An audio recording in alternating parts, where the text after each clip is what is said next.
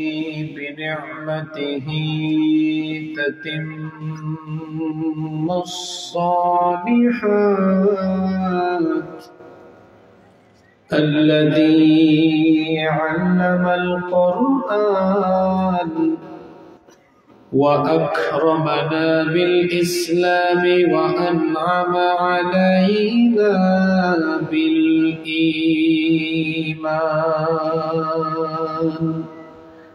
نستغفره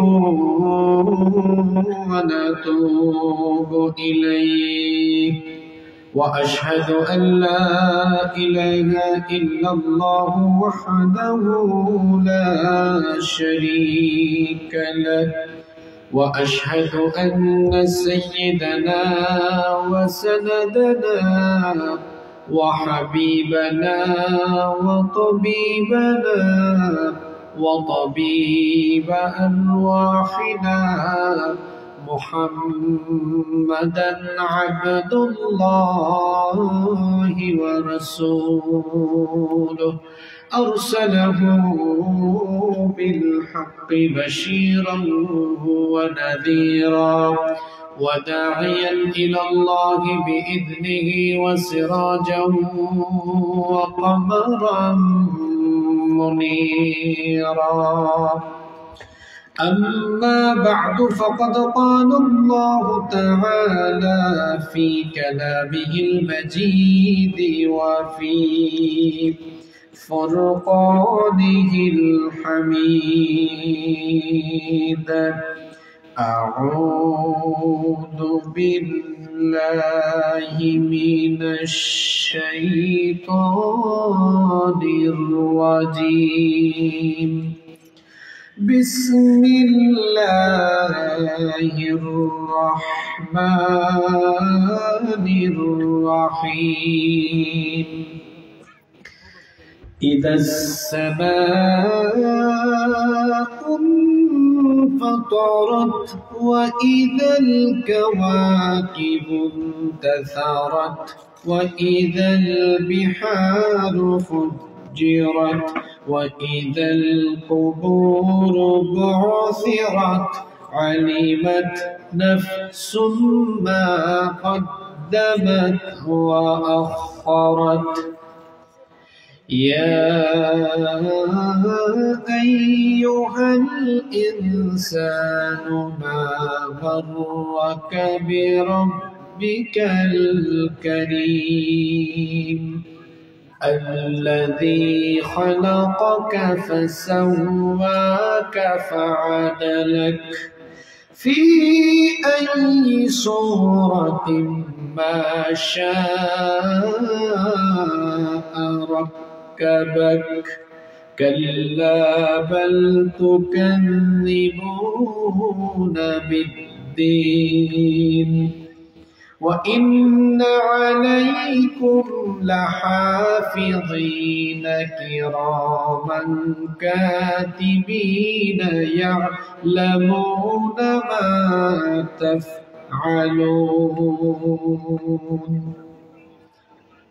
وقال تعالى في شان حبيبه إن الله وملائكته يصلون على النبي يا أيها الذين آمنوا صلوا عليه وسلموا تسليما সবাই আমার সাথে বলেন اللهم صل على محمد اللهم بارك على محمد وعلى آل محمد كما باركت على إبراهيم وعلى آل إبراهيم إنك حميد مجيد ربي زدني علما ربي زدني علما رب اشرح لي صدري ويسر لي أمري واحلل عقدة من لساني يفقه قولي سبحانك لا علم لنا إلا ما علمتنا إنك أنت العليم الحكيم صدق الله العظيم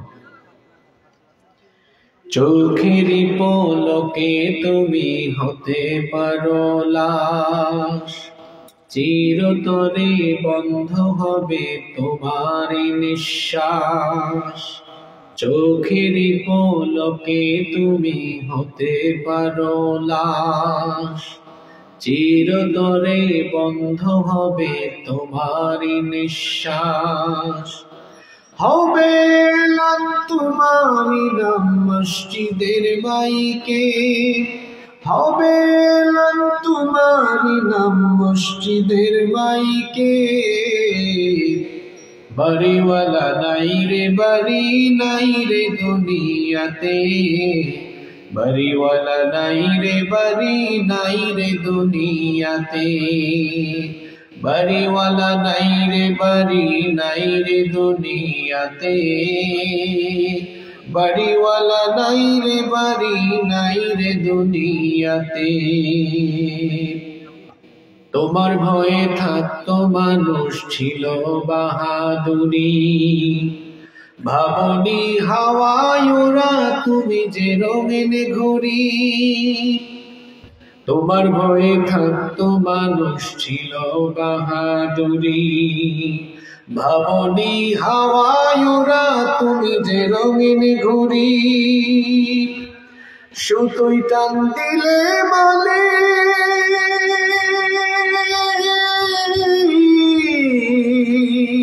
সুতোই টান দিলে মালিক পারবে না থাকিতে বাড়িওয়ালা নাই রে বাড়ি নাই রে দুনিয়াতে বাড়িওয়ালা নাই রে বাড়ি নাই রে দুনিয়াতে বাড়িওয়ালা নাই রে বাড়ি নাই রে দুনিয়াতে বাড়িওয়ালা নাই রে বাড়ি নাই রে দুনিয়াতে বাড়ি গাড়ি মিল ফ্যাক্টরি টাকার পাহাড় বিলাসিতায় কেটেছে জনম কত অহংকার বাড়ি গাড়ি মিল ফ্যাক্টরি টাকার পাহাড় বিলাসিতায় কেটেছে জনম কত অহংকার দামি কাপড় ছেড়ে হবে দামি কাপড় ছেড়ে হবে সাদা কাফন পরিতে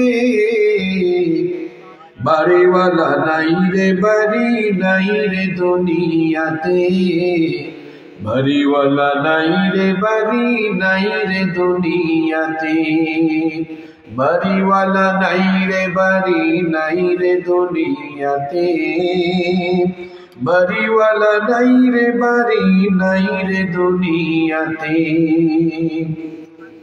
যাদের সাথে চলতে তুমি থাকতে দিবানিশি জানাজায় শরীক হবে তোমার প্রতিবেশী যাদের সাথে চলতে তুমি থাকতে দিবানিশি জানাজায় শরীক হবে তোমার প্রতিবেশী স্বজনেরা নিয়ে যাবে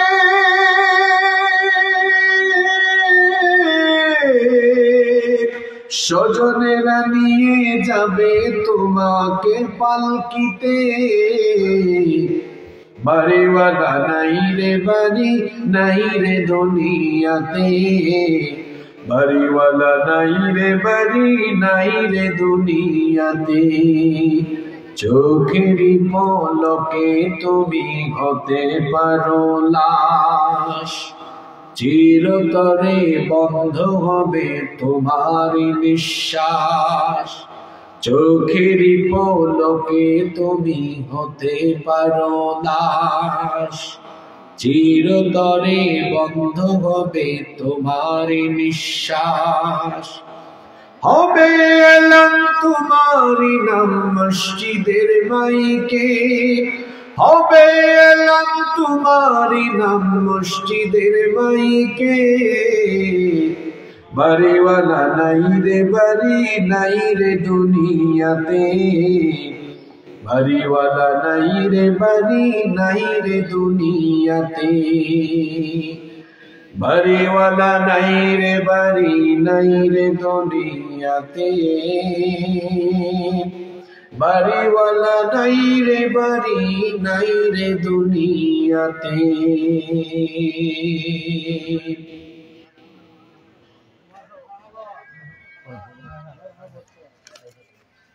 বাংলাদেশের আধ্যাত্মিক রাজধানী হযরত শাহজালাল রহমতুল্লাহ আলাইহির স্মৃতি বিজড়িত ভূমি সিলেট বিভাগের প্রাকৃতিক সৌন্দর্যে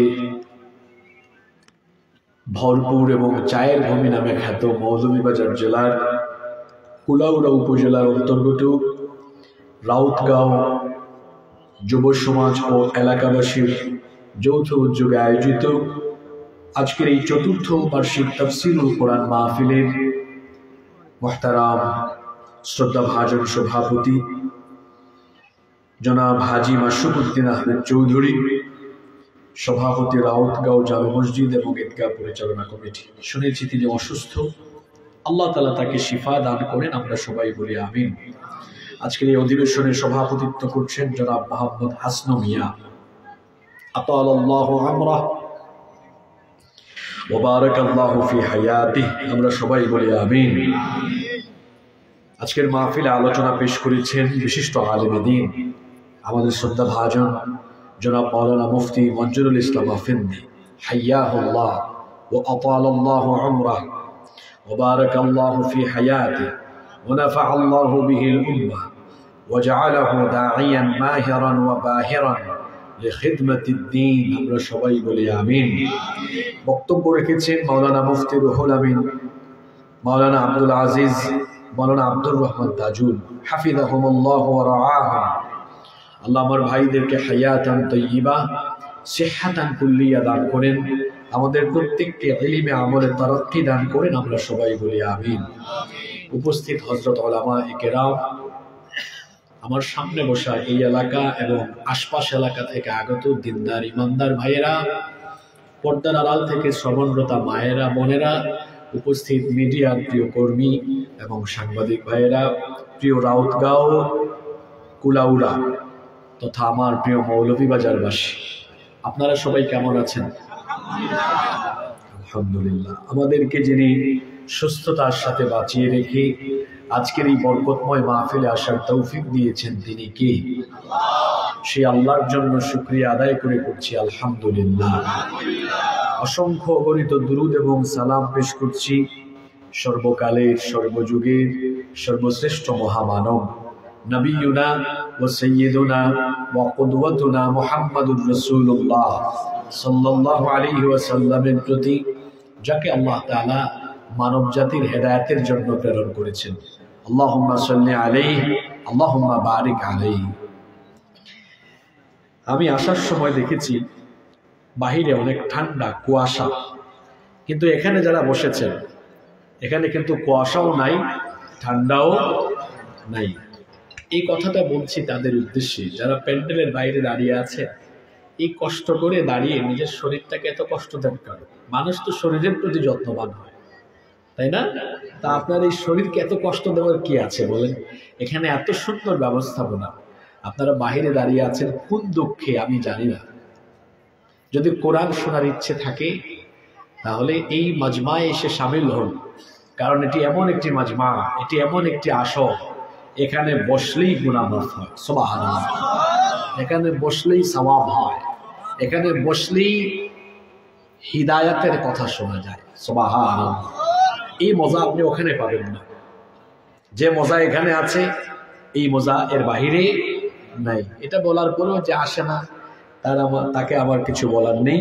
আমি মাহফিলে অহেতুক কথাবার্তা বলে সময় নষ্ট করি না, করবো না, কারণ মানুষের জীবনে সময়ের চাইতে গুরুত্বপূর্ণ কোনো জিনিস আর নাই। যে সে সময় চলে যায় তার মানুষের জীবনে ফিরে আসে না। আমরা এই সময়কে কাজে লাগিয়ে আল্লাহর কোরআন থেকে হেদায়েতে কিছু কথা শুনবো ইনশাআল্লাহ। আল্লাহ আমাদেরকে হেদায়েতের নিয়তে বলার এবং শোনার তৌফিক দান করেন, আমরা বলি আমিন।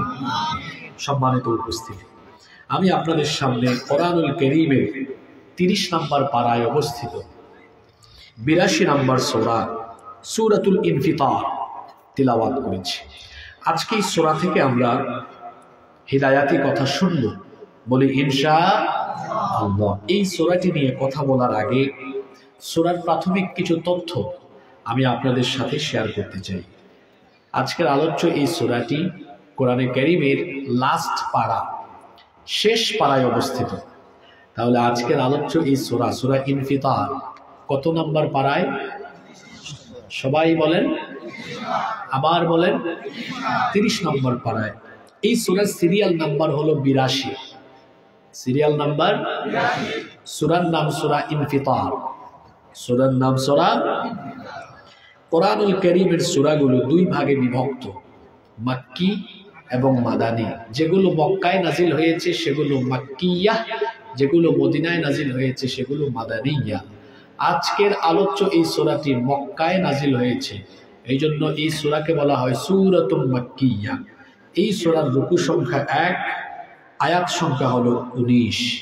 এই হচ্ছে সূরার প্রাথমিক তথ্য। আসুন আমরা আবার একটু রিভাইজ করে নিই। আজকের আলোচ্য সূরার নাম সূরা আল, সবাই বলেন, সূরা ইনফিতার। এই সূরাটি কোরআনের কত নম্বর পারায়? 30 নম্বর পারায়। সূরাটি মাক্কি না মাদানী? মাক্কি। রুকু সংখ্যা 1, আয়াত সংখ্যা 19। আলহামদুলিল্লাহ বলেন। এবার আসেন এই সূরার ফজিলত আমরা জেনে নেই। এই সূরার ফজিলত বলার আগে বলি, এই সূরার সেন্ট্রাল থিম, যেটাকে আরবিতে বলা হয় মাওদুউস সূরা, সূরার আলোচ্য বিষয় হলো আখিরাত, কিয়ামত। এই পৃথিবীর জীবন শেষ হবে, এরপরে আখিরাত কিয়ামত অনুষ্ঠিত হবে। এ ব্যাপারে কি আপনাদের কোনো সন্দেহ আছে? যারা বললেন না আপনাদের সন্দেহ আছে? এই সূরার মধ্যে কিয়ামতের চিত্র, কিয়ামতের পিকচার তুলে ধরা হয়েছে। এই জন্য এই সূরার ব্যাপারে আল্লাহর নবী বলেছেন, ইমাম আহমদ বিন হাম্বল রাহিমাহুল্লাহ তার মুসনাদের ভেতরে এবং ইমাম তিরমিজি রাহিমাহুল্লাহ তার তিরমিজির ভেতরে হাদিস এনেছেন, আন ইবনে ওমর রাদিয়াল্লাহু আনহুমা قال قال رسول الله, আমরা সবাই বলি সাল্লাল্লাহু আলাইহি ওয়াসাল্লাম। হযরত আব্দুল্লাহ ইবনে ওমর রাদিয়াল্লাহু আনহুমা তিনি হাদিসের বর্ণনাকারী সাহাবী, তিনি বলছেন আল্লাহর রাসূল বলেছেন, মান সাররাহু আন ইয়ানজুরা ইলা ইয়াউমিল কিয়ামাতি কাআন্নাহু রা'য়ু আইন ফালইয়াকরা ইদাস সামাউ ফাতারাত ওয়া ইদাশ শামসু কুমিরাত ওয়া ইদাস সামাউ ইনশাক্কাত। আল্লাহর নবী বলেছেন, কেউ যদি তার দু চোখে কিয়ামতের চিত্র দেখতে চায়, কিয়ামতের ঘটনা কেমনে ঘটবে সেটা যদি সে জানতে চায়, সে যেন আল্লাহর কোরআনের সূরা ইনফিতার, সূরা ইনশিকাক, সূরাতুত তাকবীর, এই সূরাগুলো তেলাওয়াত করে, এই সূরাগুলো যেন হৃদয়ঙ্গম করে, এই সূরাগুলো যদি সে হৃদয়ঙ্গম করে, উপলব্ধি করে, কিয়ামতের চিত্র, কিয়ামত কিভাবে ঘটবে সেটা সে জানতে পারবে। কারণ এই সূরার ভেতরে কিয়ামতের চিত্র যিনি তুলে ধরেছেন তিনি কে? একদিন কিয়ামত হবে, এ ব্যাপারে কোনো সন্দেহ নাই। কিন্তু কিয়ামত কোন কোন পর্বে কিভাবে সংগঠিত হবে তা আমাদের অনেকেরই অজানা। আজকের এই আলোচ্য সূরার ভেতরে আল্লাহ তাআলা কিয়ামতের সেই চিত্র অত্যন্ত চমৎকার করে বর্ণনা করেছেন। সুবহানাল্লাহ। এই সূরার প্রথম 5 আয়াত, প্রথম 5টি আয়াতে কিয়ামতের 2 পর্বের ঘটনা বর্ণিত হয়েছে। কিয়ামতের ঘটনা ঘটাবার জন্য আল্লাহ একজন বিশেষ ফেরেশতা বানিয়েছেন। সেই ফেরেশতার নাম হলো ইসরাফিল। সেই ফেরেশতার নাম কি? জুমার দিনে, জুমাবারে কিয়ামত অনুষ্ঠিত হবে। যেদিন সূর্য পূর্ব দিক থেকে না উঠে পশ্চিম দিগন্তে থেকে উঠবে, সেই দিন হবে জুমার দিন। জুমার দিনে সূর্য পশ্চিম দিগন্ত থেকে যখন উদিত হবে, সেই দিন হবে কিয়ামতের দিন। কিয়ামতের ঘটনা ঘটাবার জন্য রব্বুল আলামিন একজন বিশেষ ফেরেশতা বানিয়েছেন। সেই ফেরেশতার নাম হলো ইসরাফিল। তাকে সৃষ্টি করার পর থেকে তিনি তার মুখের সামনে সিংহা নিয়ে বসে আছেন, আল্লাহর হুকুমের অপেক্ষায় আছেন। যখনই আল্লাহ তাকে হুকুম করবে, তিনি সিংহাধ্বনি বাজানো মাত্রই কিয়ামতের ঘটনার উদ্বোধন হয়ে যাবে। আল্লাহু আকবার। এই সূরার প্রথম 5 আয়াতে কিয়ামতের 2 পর্বের বর্ণনা দেওয়া হয়েছে। আল্লাহর হুকুম পাওয়ার পরে ইসরাফিল আলাইহিস সালাম তিনি মোট সিংহায় ফুৎকার দিবেন 2 বার। কথা বুঝে থাকলে বলেন তো, আল্লাহর হুকুম পাওয়ার পরে ইসরাফিল আলাইহিস সালাম সিংহার মধ্যে ফুৎকার দিবেন কয়বার? প্রথমবার সিংহায় ফুৎকার দেওয়া মাত্রই কিয়ামতের প্রথম পর্ব আরম্ভ হবে, ফার্স্ট পার্ট আরম্ভ হয়ে যাবে। এই সূরা ইনফিতারের প্রথম 3 আয়াতে কিয়ামতের প্রথম পর্বের পরিচয় দেওয়া হয়েছে। ইসরাফিল আলাইহিস সালাম যখন সিংহায় ফুৎকার দিবেন, তখন অবস্থা কি হবে আল্লাহ তাআলা বলছেন, ইদাস সামাউ ফাতারাত ওয়া ইদাল কাওয়াকিবু তাসারাত ওয়া ইদাল বিহারু ফুজ্জিরাত। আল্লাহু আকবার। ইদাস সামাউ ফাতারাত, যখন আসমান দীর্ণ বিদীর্ণ টুকরা টুকরা আসমান যখন ফেটে যাবে, ইসরাফিল আলাইহিস সালামের সিংহার সেই ফুৎকার এতটা ভয়াবহ, এতটা বিপজ্জনক হবে যে একটা সিংহার ফুৎকারে আসমান ফেটে টুকরা টুকরা হয়ে যাবে। আল্লাহু আকবার।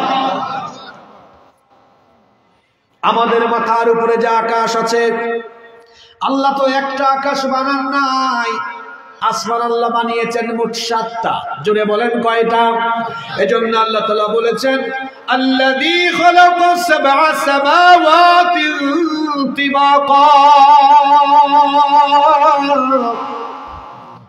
তিনি স্তরে স্তরে 7 আসমান বানিয়েছেন। আর এই আকাশের বিশালতা পৃথিবীর কোনো মানুষ জানে না। আপনার গ্রামে থেকে আপনি মাথা উঁচু করলে নীল আসমান দেখবেন। কুলাউড়া, মৌলভীবাজার, ঢাকা, এমনকি মিডল ইস্ট, ইউরোপ, আমেরিকা, যেখানেই যান না কেন, উপরের দিকে মাথা ধরলে, মাথা উপরের দিকে তাকালে দেখবেন আসমান দেখা যায়। এত বিশাল আসমান, যার সীমানা পৃথিবীর বিজ্ঞানও জানে না। বিশাল এই আসমান, বিশাল এই আসমান মহাশূন্যের উপরে যিনি দৃশ্যমান কোনো খুঁটি ছাড়া এই আসমানকে বানিয়েছেন, জোরে বলেন তিনি কি? সম্ভবত এখানে 4 বা 5 হাজার স্কয়ার ফিট জায়গা জুড়ে প্যান্ডেল করা হয়েছে। 4-5 হাজার স্কয়ার ফিটের এই প্যান্ডেল স্থাপনের জন্য এখানে কত পিলার ব্যবহার করা হলো, কিন্তু আমাদের মাথার উপরে সুবিশাল অজানা আয়তনের বিশাল এই আসমান, আমাদের মাথার উপরে একটা পিলার ছাড়াও যিনি মহাশূন্যে আসমানকে ঝুলায় রেখেছেন তিনি কি?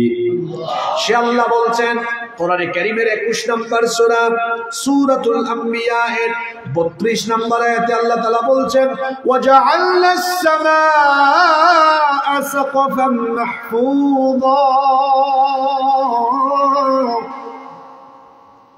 আল্লাহ তাআলা বলছেন, এই আসমানকে আমি এমনি এমনি বানাই নাই, এই আসমানকে আমি তোমাদের জন্য সুরক্ষিত ছাদ বানিয়েছি।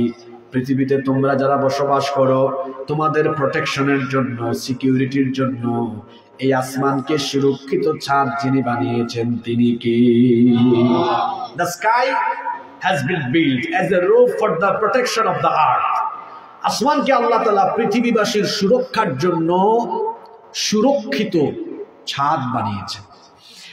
এই যে আপনাদের বাসা বাড়ি, আপনাদের এলাকায় এত বাড়ি আছে, আমরা আমাদের বাড়িতে আমাদের সিকিউরিটির জন্য, প্রোটেকশনের জন্য বাড়িতে ছাদ দিয়েছি, চাল দিয়েছি। বলেন তো, আমরা যদি চাল বা ছাদ না দিতাম তাহলে শীতকালে রাতের বেলা কি আমরা বাড়িতে ঘুমাতে পারতাম? কুয়াশা পড়তো। বর্ষাকালে থাকতে পারতাম? বৃষ্টি পড়তো। তারপরে গ্রীষ্মকালে থাকতে পারতাম? দিনের বেলা তো অবস্থা সিরিয়াস হয়ে যেত।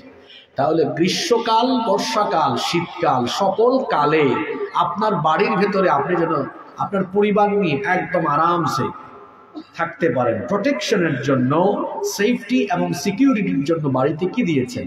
ছাদ দিয়েছেন। তো এই বিশাল পৃথিবীর উপরে আসমান স্থাপন করেছেন কে? আপনাদের কি মনে হয় এটা কি আল্লাহ তাআলা এমনি এমনি স্থাপন করেছেন? না, কোরআনে কারীম কত বিজ্ঞানময় গ্রন্থ। আল্লাহ বলছেন ওয়াজআলনাস সামাআ সাকফান মাহফুযা, এই আসমানকে আমি তোমাদের জন্য সুরক্ষিত ছাদ বানিয়েছি। তার মানে আসমান না থাকলে আমরা সুরক্ষিত থাকতে পারতাম না। কারণ মহাশূন্যে, বায়ুমণ্ডলে, পৃথিবীর উপরিস্থিত বায়ুমণ্ডলে অসংখ্য উল্কাপিণ্ড আছে। যদি কোনো একটা উল্কা পৃথিবীতে পড়ে যেত, পৃথিবীর গাছপালা, উদ্ভিদ, প্রাণী, মানুষ, জীবজন্তু যা আছে মুহূর্তের মধ্যে সবকিছু জ্বলে পুড়ে ছারখার হয়ে যেত। একটা উল্কাও যেন পৃথিবীতে পড়তে না পারে। আল্লাহ তাআলা আসমানকে আমাদের জন্য সুরক্ষিত ছাদ বানিয়েছেন। এই সুরক্ষিত ছাদ থাকার কারণে একটা উল্কাও পৃথিবীর দিকে ধেয়ে আসতে পারে না। আল্লাহু আকবার। এই আসমান, যে আসমানের কারণে পৃথিবী সুরক্ষিত আছে, আহা, ইসরাফিলের সিংহার ফুৎকারের পরে একটা আসমানও থাকবে না, একটা আসমানও থাকবে না। ইয়াউমা নাতুইস সামাআ কাতাইয়িস সিজিল্লি লিল কুতুব, কিতাবের পৃষ্ঠাকে যেমন এইভাবে গুটিয়ে ফেলা হয়, সাতটা আসমানকে আল্লাহ তাআলা গুটিয়ে তার কুদরতি ডান হাতে নিয়ে একটা আছাড় মেরে সবকিছু লন্ডভন্ড করে দিবেন। আল্লাহু আকবার। রব্বুল আলামিন অন্য আয়াতে বলেছেন وَنُفِخَ فِي الصُّورِ فَصَعِقَ مَن فِي السَّمَاوَاتِ وَمَن فِي الْأَرْضِ إِلَّا مَن شَاءَ اللَّهُ। যখন ইসরাফিল সিংহায় ফুৎকার দিবে, আসমান সমূহ আর জমিনে যা আছে আল্লাহ যাদেরকে চাইবেন তারা ছাড়া সবকিছু লন্ডভন্ড ধ্বংসস্তূপে পরিণত হয়ে যাবে। ইসরাফিল আলাইহিস সালাম যখন সিংহায় একটা ফুৎকার মারবেন, গোটা বিশ্বজগৎ এই ফুৎকারে কেঁপে উঠবে। এখন তো বাংলাদেশে ভূমিকম্প হলে পাশের দেশে হয় না, এক মহাদেশে হলে আর এক মহাদেশে হয় না, কিন্তু ইসরাফিল আলাইহিস সালাম যেদিন সিংহায় ফুৎকার দিবেন, গোটা মহাবিশ্ব একসাথে কেঁপে উঠবে। ভূমিকম্পের নামে আল্লাহর জন্য সূরা দিয়েছেন, সেই সূরার নাম সূরা জিলজাল। সেই সূরার প্রথম আয়াতে আল্লাহ বলেছেন ইদা জুলজিলাতিল আরদু জিলজালাহা, যখন পৃথিবীকে প্রবলভাবে প্রকম্পিত করা হবে, এমন ভাবে গোটা পৃথিবী কেঁপে উঠবে, এই যে আকাশের দিকে মাথা উঁচু করে দাঁড়িয়ে থাকা পাহাড়গুলো তুলার মতো উড়ে যাবে।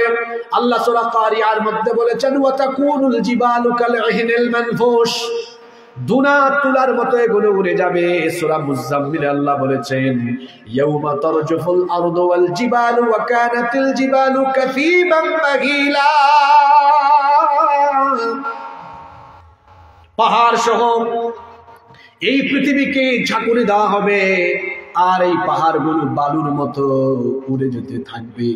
আসমান একটার উপর আরেকটা লন্ডভন্ড হয়ে, দীর্ণ বিদীর্ণ হয়ে এক আসমানের উপর আরেক আসমান পড়ে যেতে থাকবে। আল্লাহু আকবার। ইসরাফিলের সিংহার ফুৎকারের পরে পরিস্থিতি কত জটিল হবে আল্লাহ পরের আয়াতে বলেছেন ইদাস সামাউ ফাতারাত وَإِذَا الْكَوَاكِبُ انتَثَرَتْ وَإِذَا الْبِحَارُ فُجِّرَتْ। আসমান দীর্ণ বিদীর্ণ হয়ে যাবে, আর ওই তারকারাজি, বিশাল বিশাল তারকাগুলো বিস্ফোরিত হয়ে যাবে, খসে খসে পড়ে যেতে থাকবে। আল্লাহু আকবার। আমার কথা কি আপনারা বুঝেন? তারকা, এক একটা তারকার সাইজ কত বিশাল।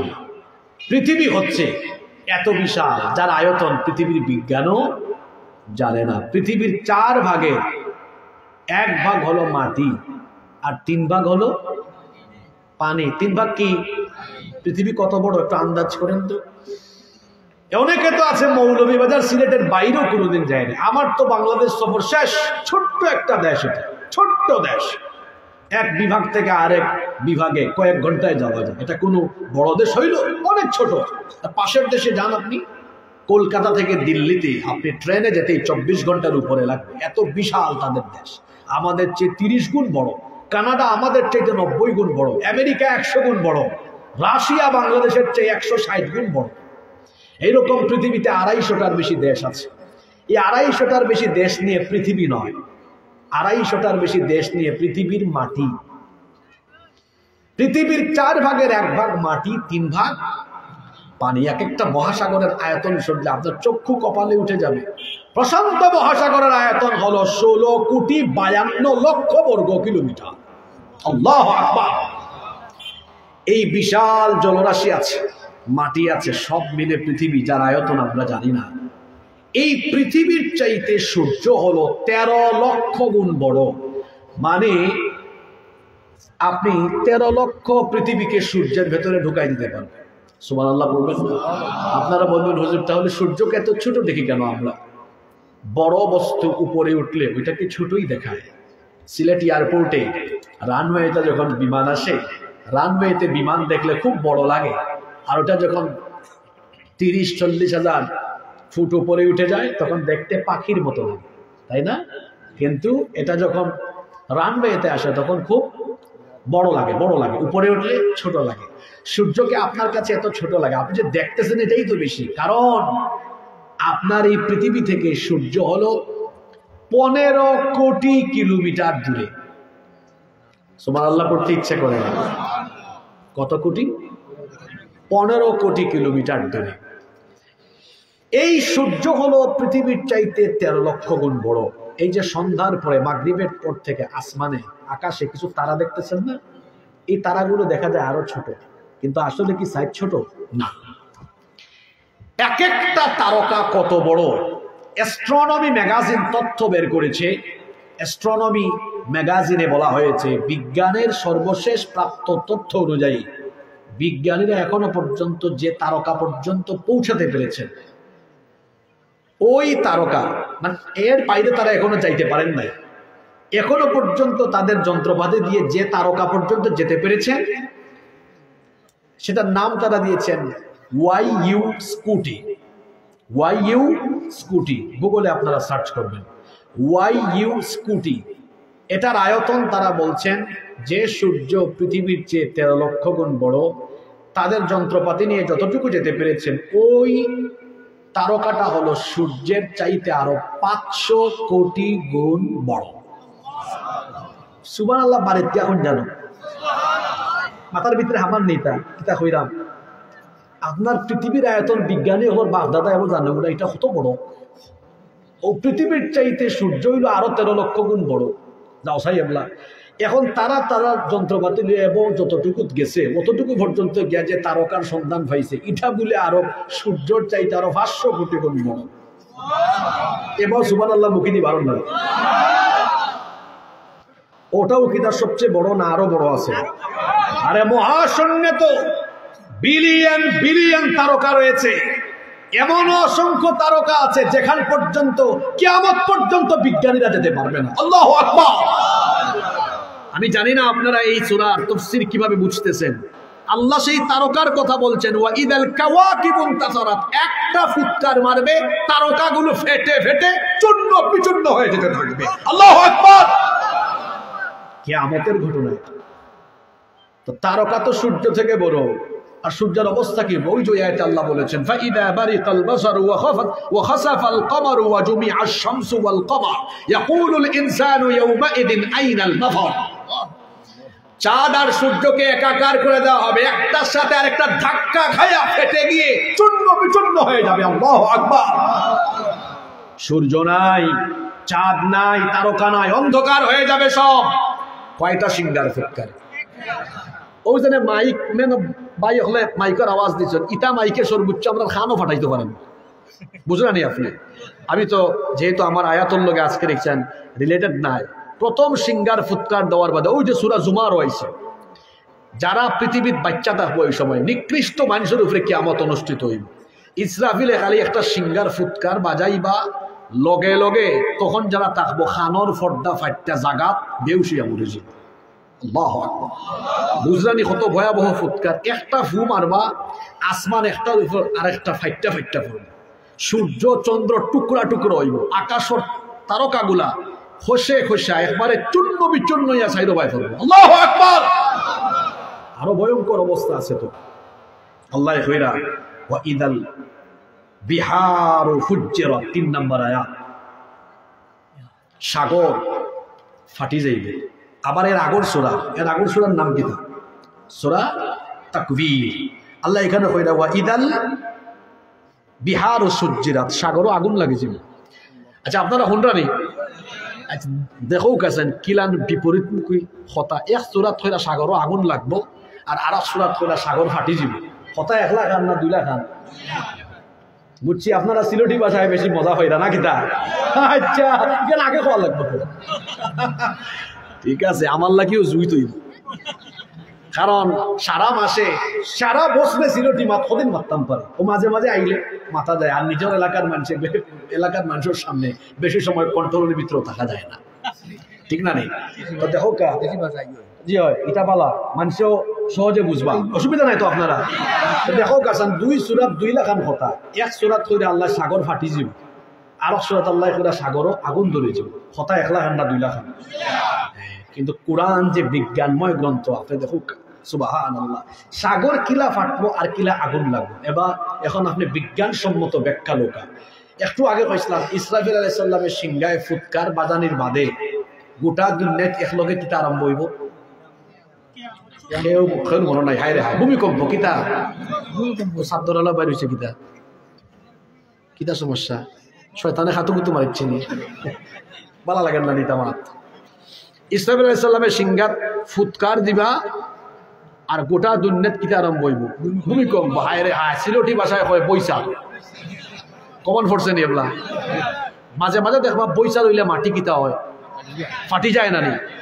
সাগর ফাটবো আর আগুন ধরবো, ব্যাখ্যা নৌকা। তাই যখন সিংহাত ফুৎকার বাজাইবা, সাগরের পানির তলে মাটি আছে না? ই মাটি অলান ফাটি যাব।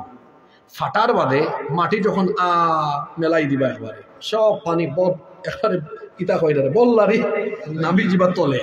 বুঝানি আপনারা? সাগরের পানির নিচে মাটি আছে, ফাটি যাব।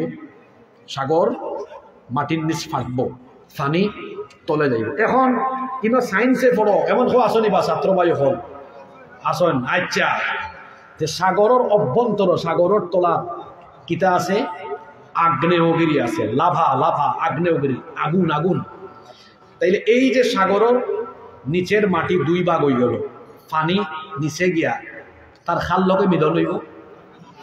মাতুন না কেন? আচ্ছা, ইনো যারা সায়েন্সে পড়ো ভাই হলে কোসান, দেখো আল্লাহর কোরআন কত বিজ্ঞানময়। পানির মূল উপাদান হইল কিতা? হাইড্রোজেন আর অক্সিজেনের মলিকিউল আছে না? তো পানি দিন তার মূল উপাদানও ফিরিয়া যাইব। যাওয়ার বাদে হাইড্রোজেন আর অক্সিজেন একলগে হইলে কিতা হয়? আগুন ধরে। কারণ একটা নিজেও জ্বলে আর একটা জ্বালাইতে আরো সাহায্য করে।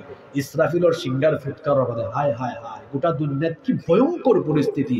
সাগরের তলদেশ ফাইটটা যাওয়ার বাদে পানি নিচে নামবো, অক্সিজেন হাইড্রোজেন একসাথে হইয়া দাউ দাউ করি সাগরের বুকে এই দিন আগুন জ্বলবো। আল্লাহু আকবার। কিয়ামতের সেই ভয়ঙ্কর পরিস্থিতির বর্ণনা আল্লাহ সূরার ভেতরে দিচ্ছেন। বলেছিলাম কিয়ামত হবে 2 পর্বে। প্রথম পর্বে কি কি ঘটবে আল্লাহ প্রথম 3টা আয়াতে বললেন। ইদাস সামাউন ফাতারাত, যখন আসমান দীর্ণ বিদীর্ণ হয়ে যাবে। ওয়া ইদাল কাওয়াকিবুন তাফারাত, তারকাগুলো খসে খসে পড়ে যাবে। ওয়া ইদাল বিহারু ফুজ্জিরাত, আর যখন সাগরের অভ্যন্তর ফেটে গিয়ে সাগরের মধ্যে আগুন ধরে যাবে। গোটা দুনিয়া এইভাবে শেষ হয়ে যাবে। আসমান জমিন লন্ড ভন্ড চূর্ণ বিচূর্ণ বেসাকার হয়ে যাবে, কিছুই থাকবে না। এত সুন্দর আসমান, এত সুন্দর জমিন, এত সুন্দর গাছপালা, নদ নদী, খাল বিল, পাহাড় সমুদ্র, কিছুই থাকবে না। সবকিছু ধ্বংস হয়ে যাবে, কেবলমাত্র একজন থাকবেন, তিনি কে? এজন্য আল্লাহ বলেছেন কুল্লু মান আলাইহা ফান ويبقى وجه ربك ذو الجلال والإكرام। সবকিছু ফান হয়ে যাবে, ক্ষয় হয়ে যাবে, লয় হয়ে যাবে, কেবলমাত্র যিনি থাকবেন। গলার আওয়াজ বড় করে বলেন, তিনি কি? সব ধ্বংস হয়ে যাবে, কিচ্ছু থাকবে না। আল্লাহ ইসরাফিল আলাইহিস সালামকে ডেকে বলবেন, হে ইসরাফিল, তুমি এবার দ্বিতীয়বার তোমার সিংহায় ফুৎকার বাজিয়ে তোমার দায়িত্ব শেষ করো। ইসরাফিল আলাইহিস সালাম এবার দ্বিতীয়বারের মতো সিংহায় ফুৎকার মারবেন। কিয়ামতের দ্বিতীয় পর্ব আরম্ভ হবে। তিনি যখন দ্বিতীয়বার ফুৎকার মারবেন, দ্বিতীয় পর্ব কিভাবে শুরু হবে? আল্লাহ তাআলা কোরআনে কারীমে সূরা জুমারে বলেছেন, সুম্মা নুফিখা ফীহি উখরা ফাইযা হুম কিয়ামুন ইয়ানযুরুন। অতঃপর সিংহায় যখন আবার ফুৎকার দেওয়া হবে, মানুষ কবর থেকে দাঁড়িয়ে যাবে, হাসরের ময়দানের দিকে যাবে। আল্লাহ সূরা ইনফিতারের 4 নম্বর আয়াতে জন্য বলেছেন, ওয়া ইদাল কবুরু বু'থিরাত। আর যখন কবরকে খুলে দেওয়া হবে, ইসরাফিল আলাইহিস সালাম যখন সিংহার মধ্যে দ্বিতীয়বার ফুৎকার মারবেন, এই রাউতগাঁও এলাকায় যে গোরস্থান আছে, সারা পৃথিবীর কবরস্থানের উপরের মাটি সরে যাবে, ঠাস ঠাস করে কবরের মাটি সরে যাবে, কবরগুলো খুলে যাবে, মানুষ কবর থেকে সেদিন উঠতে থাকবে। আমি আপনি সবাই উঠবো। কি করে আপনারা উঠবেন শুনেন। এখন তো শীতের দিন হওয়ায় কত ভারী ভারী সোয়েটার পরে এসেছেন, ব্লেজার পরে এসেছেন, সুতার তৈরি কাপড় পরিধান করে এসেছেন, কিন্তু কিয়ামতের দ্বিতীয় পর্বে দ্বিতীয়বার সিংহায় ফুৎকারের পরে সবাই যখন কবর থেকে উঠবে, কোন পরিস্থিতিতে উঠবে? আল্লাহর নবী বলেছেন, ইহশারুন নাসু ইয়াউমাল কিয়ামাতি হুফাতান উরাতান গারলা। সেদিন মানুষ খালি গায়ে উলঙ্গ অবস্থায়, কোনো কাপড় চোপড় থাকবে না, নগ্ন পদে খালি পায়ে খতনাবিহীন অবস্থায়, উলঙ্গ অবস্থায় কবর থেকে উঠে হাসরের ময়দানের দিকে দৌড়াতে থাকবে। আম্মা জান আয়েশা রাদিয়াল্লাহু আনহা এই কথা শুনে বললেন, ওগো আল্লাহর নবী, যদি মানুষ উলঙ্গ হয়ে হাসরের ময়দানে যায়, কবর থেকে যদি মানুষ খালি গায়ে উঠে হাসরের ময়দানে গিয়ে জমায়েত হয়, সেদিন কি আমার শরম লাগবে না? সেদিন কি আমার লজ্জা লাগবে না? আল্লাহর নবী তখন বললেন, আয়েশা গো শোনো, সেই দিনটার পরিস্থিতি এত জটিল হবে, আকাশের ওই সূর্য যা 15 কোটি কিলোমিটার দূরে, সেই দিন মানুষের মাথার একেবারে নিকটে চলে আসবে। গুনাহগারদের মাথার চান্দি ফেটে মগজ উতরে উতরে গলে গলে গলে গলে বেয়ে বেয়ে পড়তে থাকবে।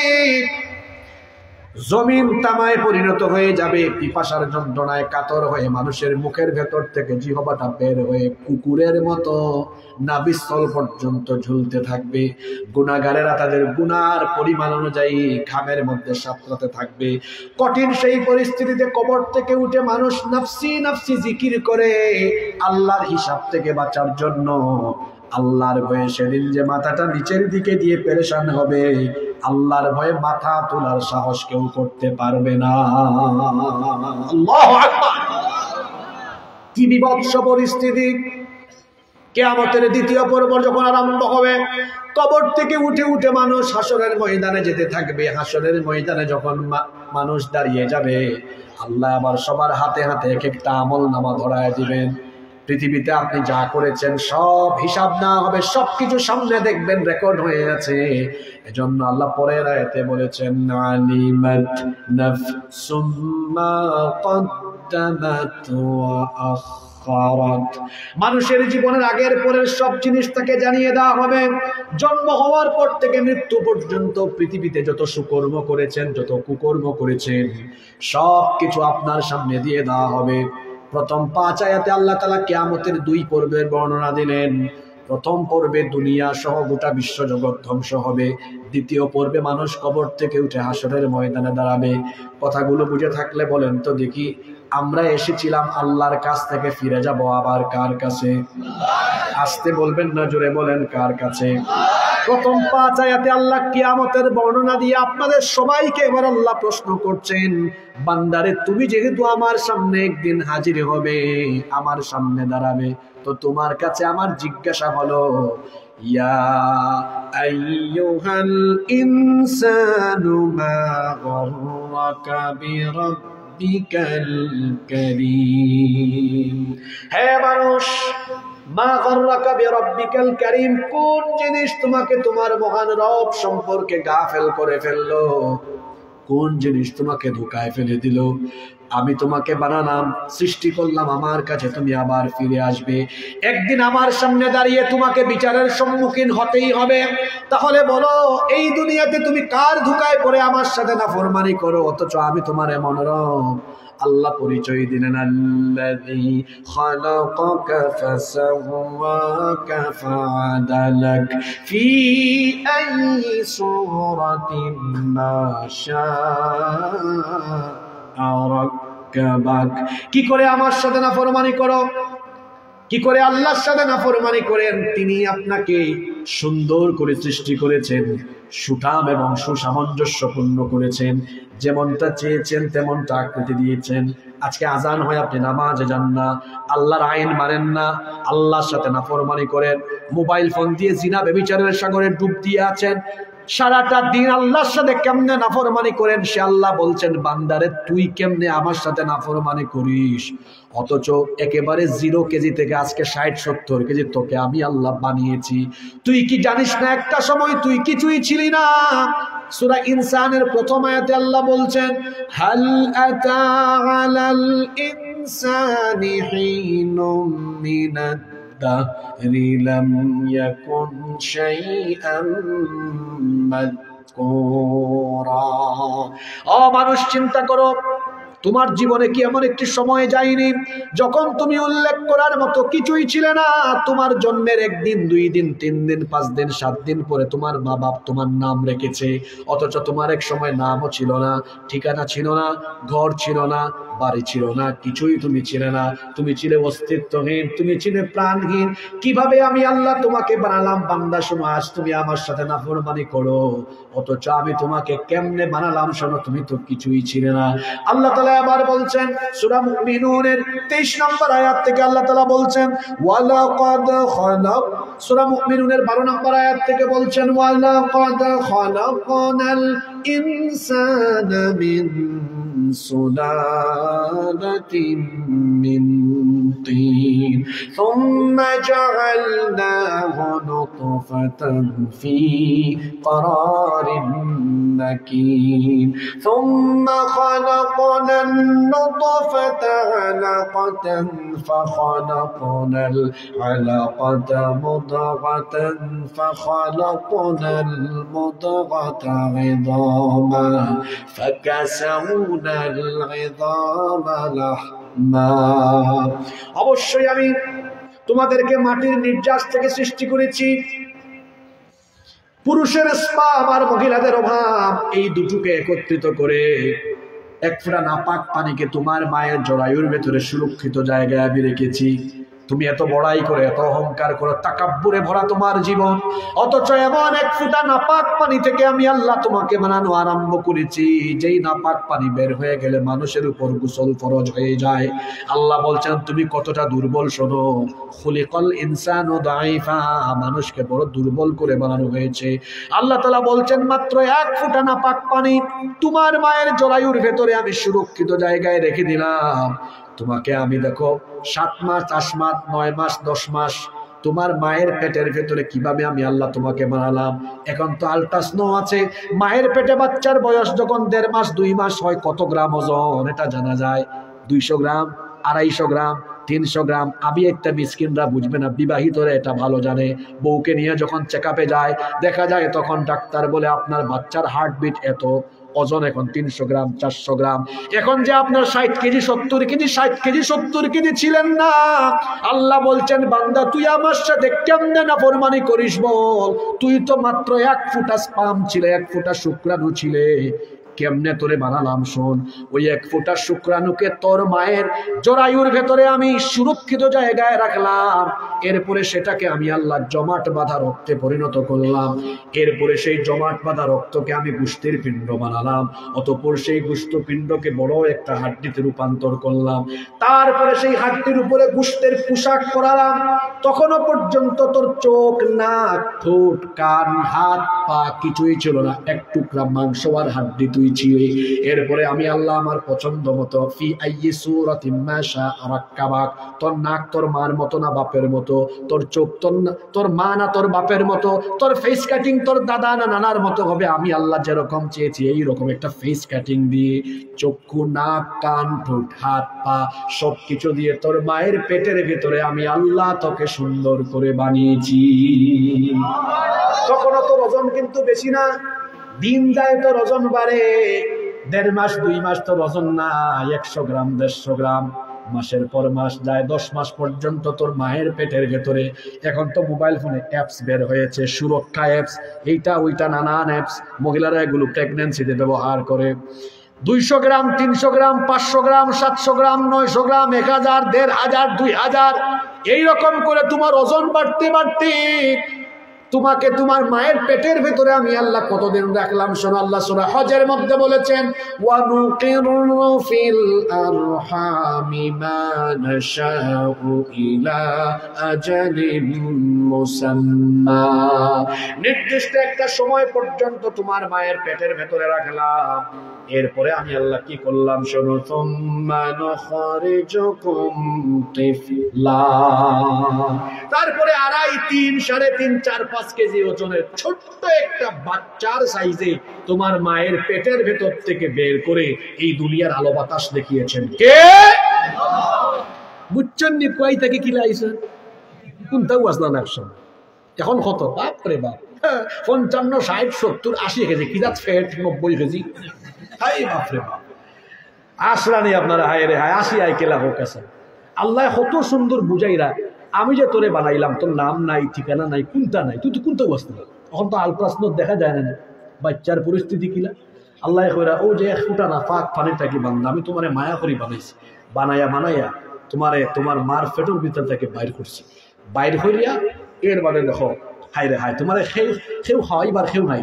তুমি যখন আইসো দুনিয়া, তোমার তো ভাষাও নাই, আব্বা খাইতাম আম্মা খাইতাম হইতেও ভালো। আমি আল্লাহ কিতা করছি, তুমি দুনিয়ায় যাওয়ার আরো আগে তোমার মার বুকর মাঝে আমি আল্লাহ তোমার লাগি খানা বানায় আনছি। সুবহানাল্লাহ, আল্লাহর কত রহমত। ছোট্ট একটা বাচ্চা সে যদি দুধ পান আরম্ভ করে, আর যদি গ্লাস থাকি জেলা পানি বার হয়, ওলান যদি দুধ সে খাওয়া আরম্ভ করে, তাইলে তার গলাত আটকে দিতে পারে অথবা তার সমস্যা হইতে পারে। বর্তমান চিকিৎসা বিজ্ঞানী হলে কইরা এল্লাহি আল্লাহ মার স্তনের মাঝে মোট 32টা ছোট ছোট ছিদ্র বানাইছেন। সুবহানাল্লাহ, এত খুব আরাম করি বাচ্চা দুধ পান করতে পারে। আল্লাহ কইরা এইভাবে তোরে আমি দুধ পান করাইলাম, তোর দাঁত লাগবে, তুই তো অ্যাপ্লিকেশন দিস না, বরাবর আল্লাহ আমারে দাঁত দাও, মাছ মাংস খাইতাম, যখন টাইম হয়েছে আমি দিছি, তোমার না চাইতে দিছি, এভাবে তুমি বড় হইছো, তুমি বালেগ পর্যন্ত আমি ফেরেশতারে না করছি, কোনটা লিখ না। এরপরে বালেগ হওয়ার পরে তোমার লাগে আমার বিধান কার্যকর করে দিচ্ছি। ও বান্দা, তোমারে আমি মায়া করি বানাইলাম, তোমারে খাওয়াইলাম, আমার দেওয়া অক্সিজেন, আমার দেওয়া নিয়ামত তুমি বুক করলাই, আমার ইবাদত করো না, নামাজ নাই, ইবাদত বন্দেগি নাই, হারাম পথে খামায়, আর যত অন্যায় অপরাধ আছে সপ্তাহ করে। আল্লাহ জিকাইরা মা গররাকা বিরাব্বিকাল কারীম, তুমি আমারে খাও, কোন জিনিস তোমারে ধোঁকা দিয়া আমার ইবাদতটাকে তোমারে দূরে রাখলো? তুমি এখানে আমার নাফরমানি করো। যুবক মানুষ তুমি, আমি আল্লাহ নিষেধ করছি বিবাহ বহির্ভূত হারাম রিলেশন হইল না। তুমি ও বাড়ি হো বাড়ি ফুরিন তোরে ফোনে সাতাও, তুমি মোবাইল হাতে লইলেও অশ্লীল ভিডিও দেখো, তুমি মোবাইল হাতে লইলেও তোমার চরিত্র বিধ্বংসী সব কাজ তুমি করো, চকুর জিনা আরম্ভ করো। আজ বেশিরভাগ যুবক ফাইন নষ্ট হইরা মোবাইলের অপব্যবহার হইরা হইরা প্রায় 3টা 4টা পর্যন্ত তারা মোবাইলও তাহাজ্জুদ করে, 3টা 4টা পর্যন্ত হজাক থাকে, ফজরের নামাজ পড়ে না, ঘুম থাকি উঠে 11টা 12টার সময় সকালে নাস্তা করে না। যারা সকালে নাস্তা করে না, ইতার ফেট হইল গ্যাসের কারখানা, ইতার হেড অফিসও ঠিক থাকে না, আর সমাজ নষ্ট করেন যেন বই ইনো বুঝা তো কিতা হয়। আপনারা আশীর্বাদ লাগে হয়েছে নাকি? বাস্তব কথা এগুলা। যার ঘুমোর অভ্যাস ঠিক নাই, তার খাদ্যাভ্যাস ঠিক নাই, এর জীবন উল্টা পাল্টা। আর তোমরা যে আসলাই ওয়ান ফাইন, তোমরা দেখলো তোমার মায়া লাগে, তোমার তার গালর 2 পাশ ইনো তাকতো আসলে গুস্ত, ই গুস ইকশান গিয়ে আমাই গেছে 8 দিন সিফার ভিতরে, আর 8 বই এমন লাগান লাগে উঠে ফরি যায়। বুড়া মানুষ দেখে এনার্জি আছে, তার নাই। দেখবা এখন গাল গিলা আমাইছে, শক্তি নাই, এনার্জি নাই, তার এনার্জি থাকতো গিলা, তার যৌবন তো নষ্ট সিফায় সাফায়। মোবাইল দিয়ে তার যৌবন শেষ, এরপরও আসে, লজ্জা শরম নাই। রাতের বেলা আপনি মোবাইল হাতে নিয়ে দরজা বন্ধ করে দিয়ে কি করেন আপনার বাবা জানে না, মা জানে না। আপনি যে পর্নোগ্রাফিতে আসক্ত, আর যুব সমাজ পর্নোগ্রাফিতে এডিক্টেড হয়েছে, গুগল শরীফে গিয়ে পর্নো সাইট তালাশ করে, ইউটিউবে গিয়ে নাটক সিনেমা দেখে, কানের মধ্যে ইয়ারপড হেডফোন লাগিয়ে তারপরে শুনে, কেউ জানে না সে কি শুনে, কেউ জানে না সে কি দেখে। ও আমার যুবক ভাইয়েরা, কেউ যেটা জানেন না, কেউ যেটা দেখে না, সেটা দেখেন কে? সেটা জানেন কে? আপনার অন্ধকার রুমের ভেতরে সারা রাত আপনি কি করেন কেউ না জানলেও যিনি জানেন তিনি কে? সেই আল্লাহর কোনো ভয় আপনার অন্তরে নাই। আল্লাহ আপনাকে বলছেন, আমি তোমাকে এত সুন্দর করে বানালাম, আমার দেওয়া নিয়ামত তোমাকে ভোগ করালাম, তুমি নামাজ আদায় করো না, তুমি আমার হুকুম মানো না। এই যে নামাজ, নামাজের কথা আমি সব জায়গায় বলি, আরে আমাদের নামাজের কোনো খবর নাই। আল্লাহ নবীর সময় মসজিদ ছিল কাঁচা, উপরের ছাদ ছিল খেজুর পাতার ছাউনি, নিচে কোনো দামি টাইলস, দামি কোনো কার্পেট ছিল না, মসজিদ ছিল কাঁচা কিন্তু মুসল্লি ছিল পাকা। আমাদের মসজিদ এখন হয়েছে পাকা, কিন্তু মুসল্লির অভাবে আমাদের মসজিদ থাকে ফাঁকা। 5 ওয়াক্ত নামাজের কোনো খবরই নাই। আমাদের সবচাইতে বড় দুশমন, তার নাম হলো ইবলিস, তার নাম শয়তান। এই শয়তানকে আল্লাহ জান্নাত থেকে বের করে দিয়েছেন কি না দেওয়ার কারণে? মাত মকুদি বারণ নানি কিতা দিছে না? কয়টা? মাত্র। ডেইলি আমরা লাগে আল্লাহ নমাজ দিয়েছেন হক্ত, দেখি হিসাব করি হোক 5 ওয়াক্ত নমাজ, খালি ফরজ নমাজ কত রেখা? 17 রেখা। এই প্রতি রেখা তো সাজদা আছে 2টা, গুণ হরুকা 17 2 গুণে। ইবলিস হে একটা সেজদা না দিয়া জান্নাত থেকে আউট। আল্লাহ বলেন গেট আউট ফ্রম হিয়ার, এখান থেকে বাইর, get out from the paradise, জান্নাত থেকে বারো। হে একটা না দিয়া জান্নাত থেকে বারোই গেছে, আল্লাহ তারা বারো করে দিলেন। আমরা প্রতিদিন 34টা না দিয়া জান্নাতে যাওয়ার লাগি রেডি। বুঝা যায় জান্নাত আমার মামুর বাড়ি। ইবলিস জান্নাত থেকে বাইরে হওয়ার বোধে আল্লাহর লগে প্রতিজ্ঞা করছে, আল্লাহ আদমরে সেজদা দিছে না দীক্ষা তুমি আমারে জান্নাত থেকে বার করে দিলাইছো। আদম আর আদমর ফুয়াফুরির বংশধর কিয়ামত পর্যন্ত যারা দুনিয়াতে আইব, ইতারে সেজদাটাকে দূরে রাখা, ইবাদতটাকে দূরে রাখা হইব আমার ভীষণ, আমার মিশন। এই ভীষণ আর মিশন বাস্তবায়নের লাগি ইবলিস বই রয়েছে না কাম করে। হাদিস শরীফ আইছে ইবলিস শয়তান কোন সময় আসে আর কোন সময় হান্দে, কোনটা নেই আপনারা? আল্লাহ রসুলের হইলা যখন কোনো মানুষে আল্লাহরে সিজদা দিলায়, শয়তান এই ব্যক্তির কাছ থেকে দূরে গিয়া দেখে আর খান্দে, দেখে আর খান্দে। তাইলে আমরা যখন নামাজও গিয়ে আল্লাহরে সেজদা দেই, ইবলিসে কিতা করে? মাথুন না করে। আর আমরা নামাজও না গেলে ইবলিসে আসে। বুঝলে দেখি বালা করে জবাব দেও কাছেন, বেটা মানুষের লাগান কইবা, বেটিনতল লাগান যেন গোলার আওয়াজ না হয়। দুর্বল মুসলমান আমি দেখতাম পারি না। আমরা নমাজও গেলে ইবলিসে আসে না খান, আরো জোরে হোকা। আর নমাজও না গেলে ওকে, নাও টেক ইউর ডিসিশন। আপনার সিদ্ধান্ত লুকা 5 ওয়াক্ত নমাজের টাইমে আপনি ইবলিসে আশাই বানা খান দাইবা। যারা কোনটা মাত্রা না, তারা ইবলিসের কাছ থেকে খেলাফতি লইয়া বই রইছে, সবে মাথা লাগবে। নমাজের টাইমে ইবলিসে আশাই বানা খান দাইব, খান্দাই তৈলে কিতা করা লাগবো? আপনার নমাজ কুয়াই। আমার জাতীয় কবি খুব সুন্দর জবাব দিছ। এত চমৎকার কবিতা পৃথিবীর কোন কবি লেখতে পারছেন কিনা আমি জানি না। কিভাবে আমাদের সমাজের মানুষের নামাজ কাজা হয় তিনি বলছেন, ঘুমাইয়া কাজা করেছ ফজর, তখনও জাগনি যখন যোহর, হেলায় খেলায় কেটেছে আসর, মাগরিবের ওই শুনিয়া যান, এখনো জামাতে হরে শামিল, এখনো এর সাথে আছে স্থান, বাজিছে দামামা বাদ্রে আমামা, শির উঁচু করি মুসলমান, দাওয়াত এসেছে নয়া জামানার, ভাঙা কেল্লায় উড়ে নিশান। আল্লাহু আকবার। এত সুন্দর কবিতা পৃথিবীর কোন কবি লিখতে পেরেছে বলে আমার মনে হয় না।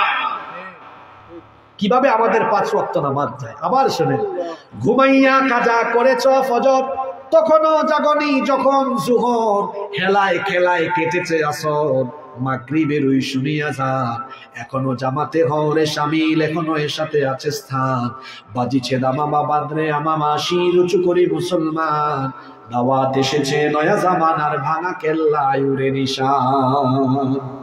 আপনার ফজরের নামাজ যায় কিনা ঘুমাইতে ঘুমাইতে শরীর ফুলাইলা একবারে, ওই যে নামাজ ছাড়ি দিলা আপনি, জোরের আগ পর্যন্ত বাচ্চা থাকবা গ্যারেন্টি আসেনি? কেমন করে ঘুমাও তুমি, কেমন করে ঘুমাও তুমি, ফজর করে কাজা,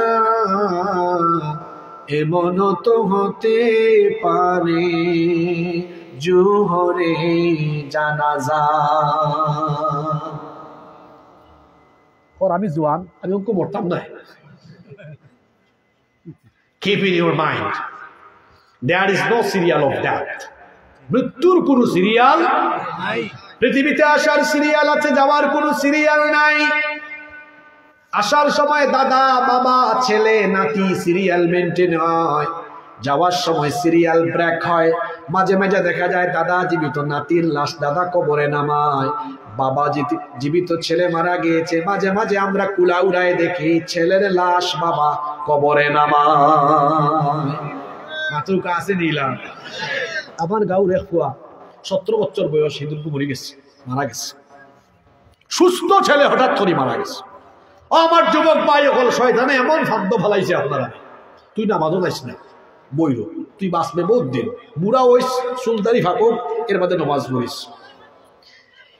আমি তো প্রায় সময় হই, আমরা বুড়ো ওই মুখিনা সন্দেহ আছে। আমার চাচা হলে যা খাওয়ার খাইছেন বালা বালা খাওয়া, উনকু সপ্তাহ বেজাল আর বেজাল, ফরমালিন আর ফরমালিন। উনকু এখন আমরা যে যুগে বসবাস করি, এই খাবার দাবারের মাঝে বেজাল ঢুকে যাওয়ায় এখন জেন জি বেশি দিন বাঁচতে নাই, বাজারটা যে আর আলফা জেনারেশন আরো কম বয়স মরবাই থাকে, কারণ দিন যত যার খালি বেজালাইয়া আমার।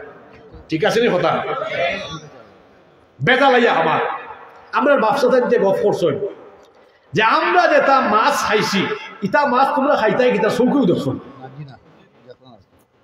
আও তো আমার চাচাই হয়ে আসলেই তো তা।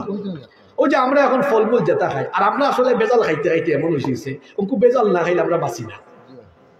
কিচ্ছাটা মনে হয়ে গেছে হইতাম না। আমরা অনেক সময় পার্মানেন্ট দোকান থাকি বাজার করি না, অনেকে দোকান ও দোকান থাকি আনি বাজার। তো এক লোক বহুত দিন ধরে এক দোকান থাকি বাজার আনে, দোকানদারে ভাবলো হায় রে হায়, এই ভাই আমার কাছ থেকে প্রতিদিন বাজার নেন, তে আমার পার্মানেন্ট হয়ে গেছেন যেহেতু কাস্টমার, টাইম দেওয়ার কোনটা আমি বেজাল দিতাম না, সব 1 নম্বর জিনিস দিব। বিচারা গেছেন বাজার হরটা, এই দিন তাই সব 1 নম্বর দিয়ে দিলাইছ। বাদর দিন এক হইরা, ও ভাই সাহেব তোমার কাছ থেকে বা বাজার করি প্রতিদিন কোনো জামেল হয় না, কালকে কিতা দিলা খাইয়া ফেটো অসুখ গেছে। বিচারা বাদে হইরা হায় রে হায়, মানুষের ভাই এমনি হয়নি, কুত্তার ফেটো গিয়েও জমায় না, কুত্তার ফেটো দিলা গিয়েও জমায় না। তুমি তাই ভাত খাইতে খাইতে ফেটরে এমন ভাত বানাইছো, ওকে বালা জিনিস খাইলার অজমায় না। এটা একটা উপমা দিলাম আর কি, যে আসলে আমরা ভাত খাইতে খাইতে ফসা জিনিস খাইতে খাইতে এমন অবস্থা হয়েছে যে এখন ফসা না খাইলে বাঁচি না আমরা। আমার যুবক ভাই হলে ফাও দরিয়া হয়েছে, ভাই হল নমাজ চাইল না, কারণ নমাজ হইল ইসলামের সবচাইতে গুরুত্বপূর্ণ আমল, সবচেয়ে বড় আমল হইল নমাজ। আল্লাহ রসুলের হাদিস খান হইলাম, কত ওয়াজ লাগে না রে ভাই, বুঝলে তুরা কথাইও বোঝা যায়। ও যে হাদিস খান হইলাম, হাদিস খান করলাম যে আমরা নমাজও গেলে শয়তানে খান্দে, আর না গেলে শয়তানে আসে। এখন আপনারা বুঝা হোক আছে, আমরা কি শয়তানরে আসাই না? শয়তানরে খুশি করবো? শয়তানরে আমরা খান্দাই খান্দাই আমরা গাঁও থাকি বার করে দেব। এই গাঁও শয়তানের কোনো প্রশ্রয় নাই। আজান হইলে মসজিদ আমরা ভরপুর করে দিলাম ইনশাআল্লাহ। রাজি আছেন নিশ্চয়? কারা কারা রাজি নাই আত্ম লোক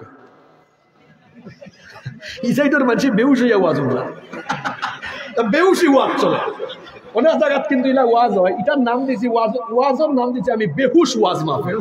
মানে হুজুরে মাত্রা বেউসল লাগান আর শ্রোতা হলে হুন্ডা বেউসল লাগান, ইলা বেউসি ওয়াজ অনেক গাউত হয়।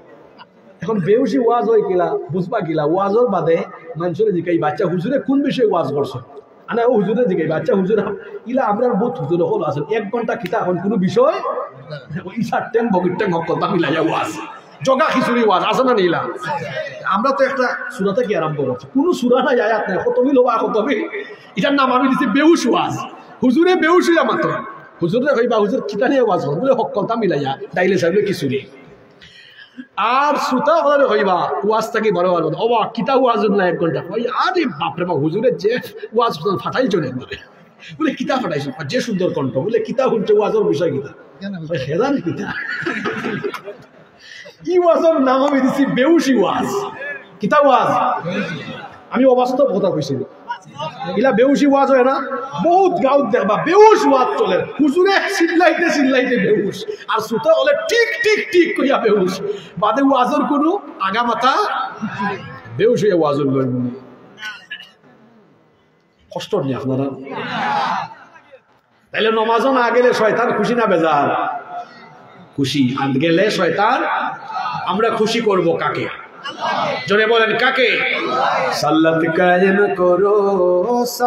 কায়েম করো হবে সম্মানী তুমি হবে জান্নাতি তুমি দেবে কাল হাসরে শীতল ছায়া আরশে আযীম রব্বিয়াল আলা রব্বিয়াল আযীম রব্বিয়াল আলা রব্বিয়াল আযীম জীবিত থাকা অবস্থায় আমরা নামাজ এক ওয়াক্ত কাজা করব রাজি আছেন সবাই কারা কারা রাজি আছেন আল্লাহরে দেখান তো মাশাআল্লাহ আল্লাহ সবাইকে কবুল করেন আপনারা আল্লাহ তাআলা বলছেন ইয়া আইয়ুহাল ইনসানু মা গাররাকা বিরাব্বিকাল কারীম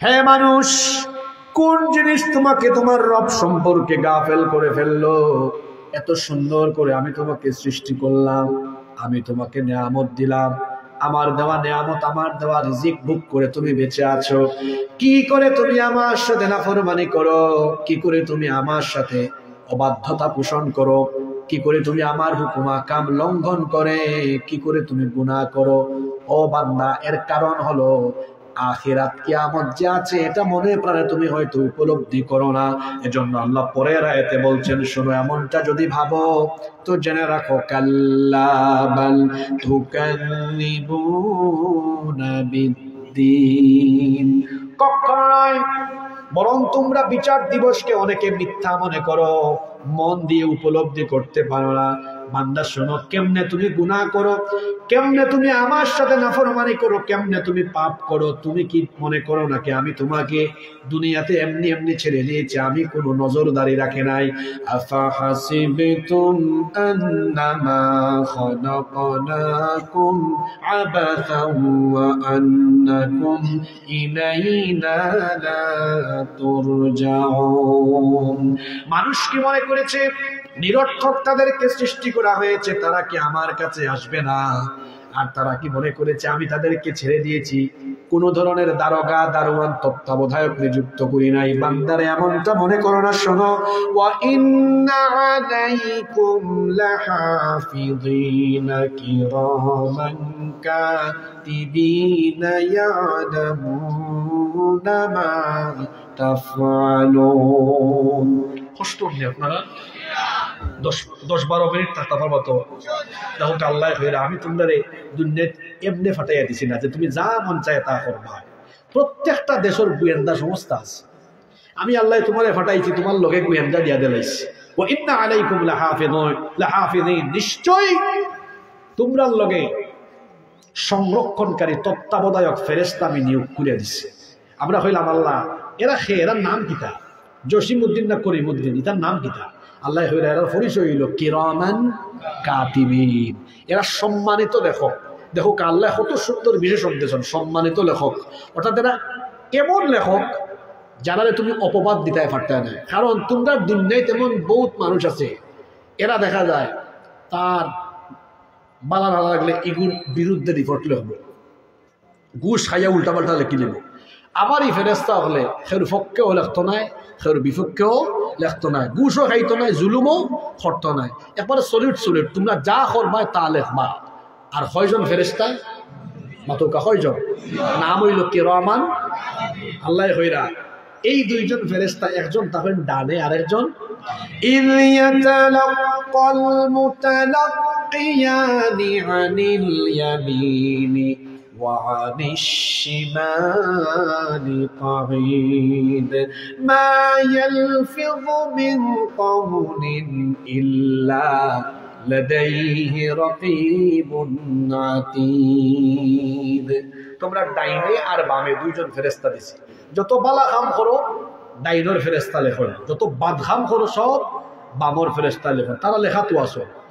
তুমি এমন একটা কথা হও না, এমন কোনো খাম করো না যা আমার ফেরেশতা লিখতে রাখেন না। সব রেকর্ড করাও, সব রেকর্ড করাও। তুমি যে সিফাই সাফাই আন্দার গুন্দার যা করো সব ক্যামেরা করো হয়ে গেছে। ও যে ক্যামেরা অতগুলো আমার সামনে। খালকু যদি সকালবেলা আমি উঠতে খাই, গত খাইলে আমি রাউতগাঁও গেছি না, ওয়াজও করছি না, অত হচ্ছেন প্রমাণ আছে। ওই তো হক্কা হুজুর, মিশা মিথ্যা লাভ নাই, আপনি গেছলা, ঠিক আছে নি কথা। কিয়ামতের দিন আমল নামা এত দেওয়া হইব, আপনি কইবা ইয়াল্লাহ আল্লাহ এটা আমি করছি না, ফেরেশতা হলে সারা বানায়া বানায় লাগছে। আল্লাহর দেওয়া ব্রেন মানুষে কামল লাগাইয়া ক্যামেরা বানাইয়া হকলতা রেকর্ড করে রাখিলায়, তো জ্ঞানদাতা আল্লাহ আমার আপনার হকলতা অডিও ভিডিও করিয়া রাখতে পারতা নাই।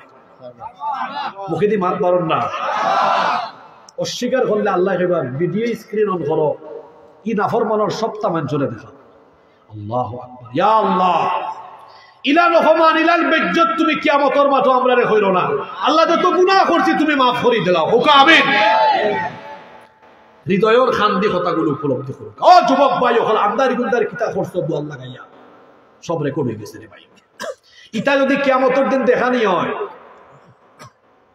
ঠিকঠাক ঘটে নাই, তুমি তোমার মা বাবার সামনে দেখানো হইব, রসুলের সামনে দেখানো হইব, বেজ্জত হয়ে দিবে তুমি। আল্লাহর নাম সাত্তা, আল্লাহ চাইলে গুফন গুলা কিয়ামতের দিন প্রকাশ না হইলা দুনিয়ায় তো গুফনে মাফ করে দিলাইবা। সুবহানাল্লাহ, আল্লাহর কাছে কান্নাকাটি করুক। আর হোক আল্লাহ আমি আর গুনাহ করতাম না, এতদিন যা করছি না বুঝা করেছি। আমার আল্লাহ কত দয়াবান। আল্লাহ কইরা বান্দারে, এটা হাদিসে কুদসি, লাউ বালাগাত যুনুবুকা আনানাস সামাই সুম্মা ইস্তাগফারতানি গফারতু লাক। তোমার গুনাহ যদি করতে করতে আসমান পর্যন্ত পৌঁছাইলাও, এত গুনাহ লইয়াও তুমি তওবা করিয়া যদি আমার কাছে আমার দুয়ারও আও, মনে রাখো আমি আল্লাহ পাহাড়, আমি আল্লাহ আসমান সম পরিমাণ দয়া লইয়া তোমার সামনে সব গুনাহ মাফ করে দিলাই। আজকে কত 31st নাইট, 31st, কত লুচ্চামি বদমাইশি সারা পৃথিবী তুই। আর এই রাউতগাঁও আমরা কোরআনের মজমাত বেশ, আমরা বছরের শেষ দিন কোরআন শুনলাম, শেষ বালা যার সব বালা তওবা দিয়ে আরম্ভ হইব। হ্যাঁ নাচের গান, নাচতে নাচতে কোনো যে মরি যাবে এর কোনো গ্যারেন্টি আছে যদি হোক, গ্যারেন্টি আছে রে। কনসার্ট সেদিন শুনলাম সিলেট আলিয়ার মঠ মৌলানা ডক্টর এনায়েতুল্লাহ আব্বাস হিসাব ইসলাম ওয়াজ করতাম, ইবা স্টেডিয়ামও কনসার্ট। হায় রে হায়, আমি তো ফোরের দিন শুনি অবাক। আমিও তো সিলেটের সন্তান, আমি বড় লজ্জা পাইছি। শাহজালাল রহমতুল্লাহ আলাইহির কবরের পাশে শাহজালালের মাটিত এই ধরনের কনসার্ট চলবো। শাহজালাল রহমতুল্লাহ আলাইহির রুহানি সন্তান এখন থাকতে তো এটা হওয়ার কথা নাই, তাও ওয়াজের মাইক বন্ধ কইরা গান চলবো। যুবক ভাই হলে কইলাম, শাহজালাল রহমতুল্লাহ আলাইহির এই পবিত্র মাটিত এই ধরনের কোন নাচ গান বাজনা আমরা করতে দিতাম না। আল্লাহু আকবার, ইসলাম ইসলাম জিন্দাবাদ জিন্দাবাদ, শাহজালালের তলোয়ার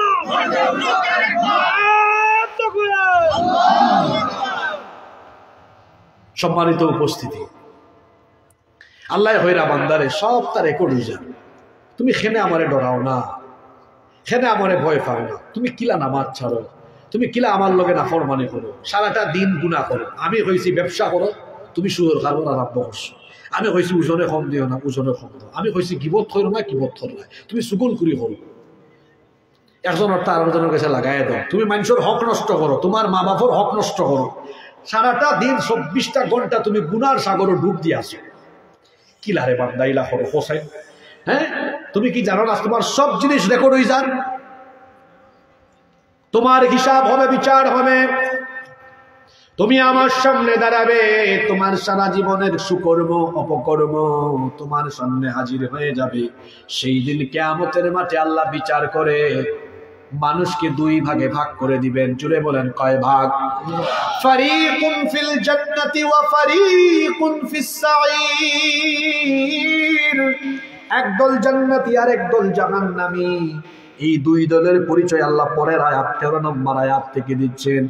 ইন্নাল আবরারা লাফি নাঈম ওয়া ইন্নাল الفجار في جحيم নিশ্চয়ই নেককার বান্দারা জান্নাতের নিয়ামতে থাকবে আর যারা গুনাহগার পাপী তাপী দুরাচারী তারা জাহান্নামের মধ্যে থাকবে বুঝা গেল নেককারদেরকে আল্লাহ হিসাবের পরে বিচারের পরে জান্নাত দিবেন আল্লাহ আমাদেরকে নেককারদের কাতারে শামিল করে দাও আর যারা পাপাচারী দুরাচারী তাদেরকে আল্লাহ জাহান্নামে নিক্ষিপ্ত করবেন সে আল্লাহ বলছেন ইয়াসলাউনাহা ইয়াউমাদ্দিন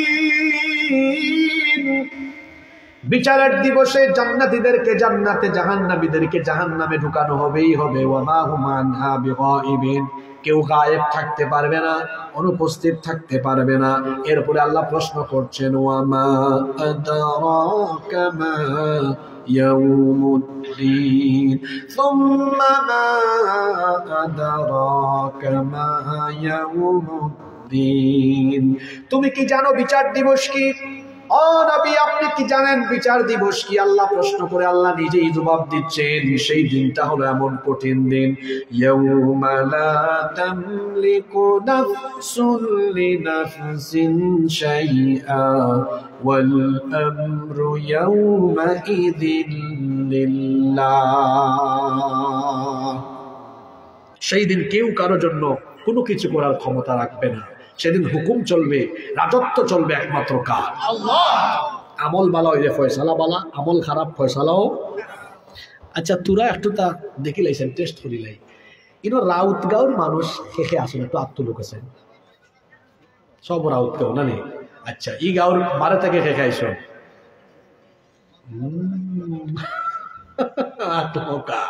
তাহলে ই গাঁওর মানুষ ওয়াজও বেশি না বারা গাঁওর মানুষ ওয়াজও বেশি ফাটাফাটি আছে নাকি তাই বেশি ফাটাফাটি বুঝছেন না নেই মানে মানুষ দলে দলে বা আগোয়া মসজিদ বাক করা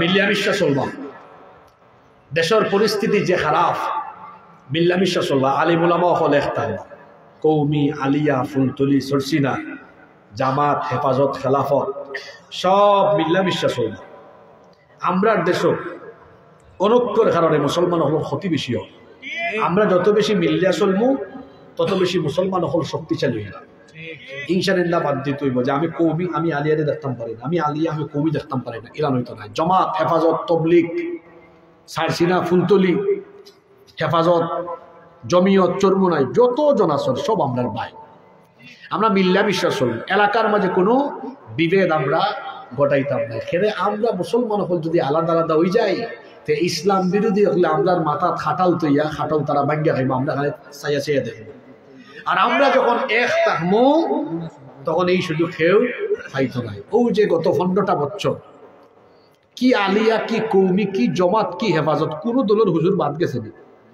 ফয়লা যখন সাইড হিসাবে ধরা হইল তখন আমরা অনেকে চুপচাপ আসলাম মনে করছি না আমরা দলন নাই যেসা উদ্যানে চুপচাপ বই রয়েছি এখন বাদে দেখি দেখো কা আমরা নিজে নিজে কৌমি আলিয়া বাক করি আর ইসলাম বিরোধী হলে তারা বাক করে না তারা মৌলানা মামুনুল হক না যে জেল রাখে আমির হামদারি না একই জেল রাখে ঠিক আছে নি কথা এই সময় কৌমিও এক জায়গার থাকো আলিয়াও এক জায়গার থাকো হিন জামাত হোক হেফাজত হোক খেলাফত হোক হয় সব রে একলগে বান্ধব এখান থেকে কিতা বুঝলা আমরা যে টুপি দিয়ে ইসলাম বাক করি তারা বাক করে না ইসলাম বিরোধী হলে সব টুপিওয়ালারে সব আলিম ওলামারে দুশ্মন মনে করে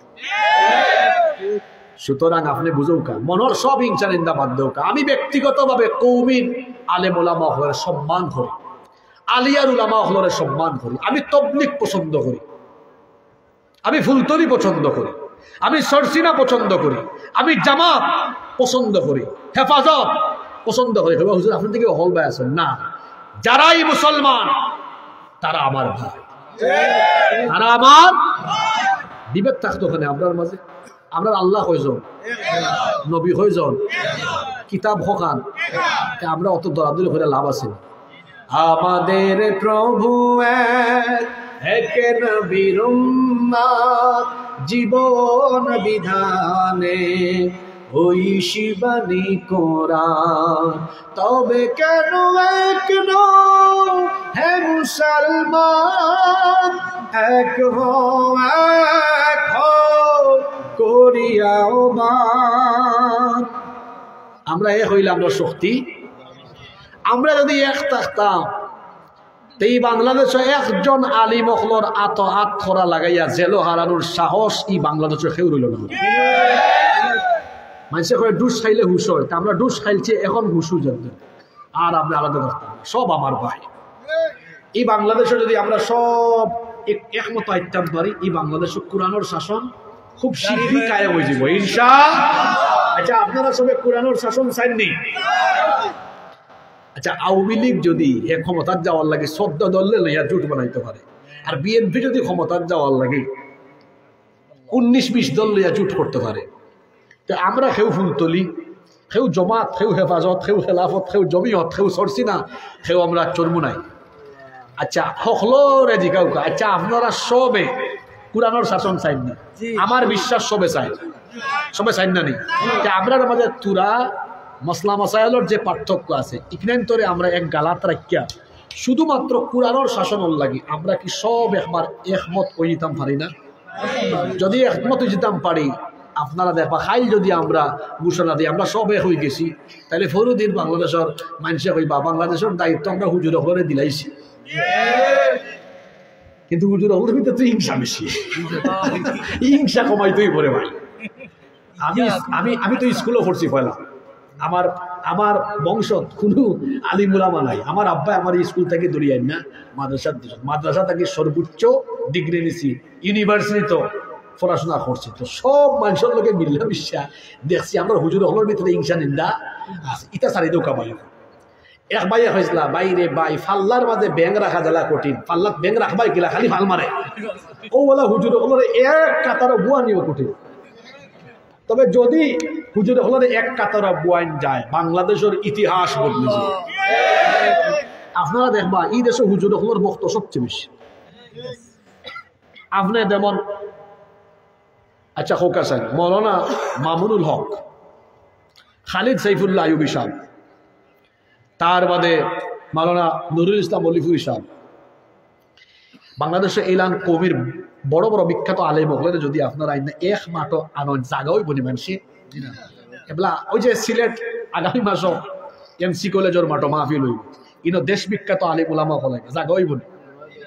ওই যে প্রতি বছর আপনার সিলেট ফুলতলি সাহেব রহমতুল্লাহ আলাই ইসালে সোয়াব মাহফিল, কত মানুষ জানি না। সারসিনার যাইবা দেখো মানুষ আর মানুষ, ফুরফুরাত যাইবা মানুষ আর হাটাদারি মাদ্রাসাত জ্ঞাত হায় রে হায় মানুষ আর।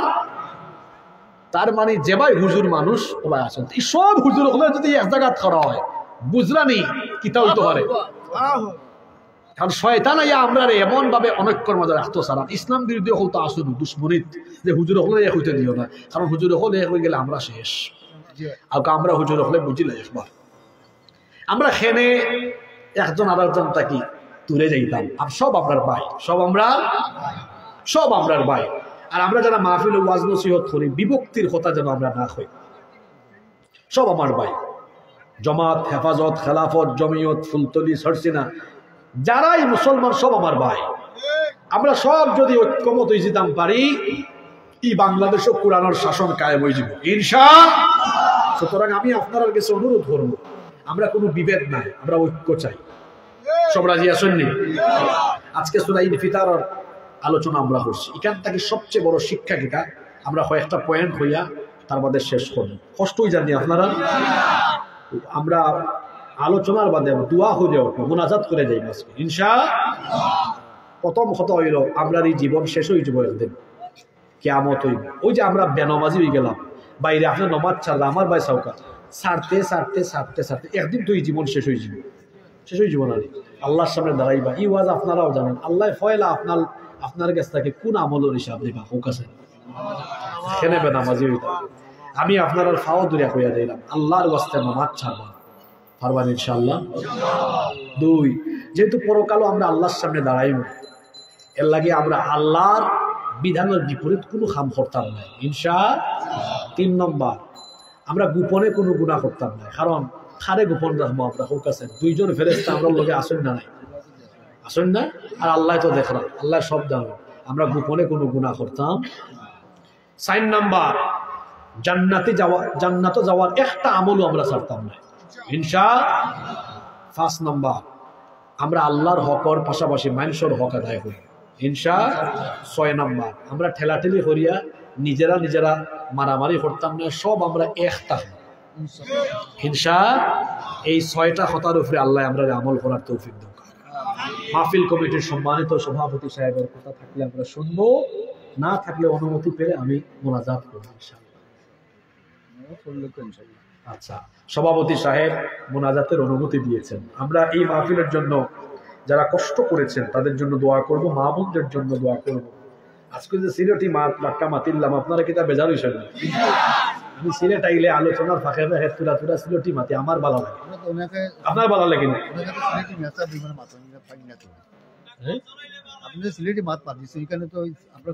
খুশি, আমিও খুশি।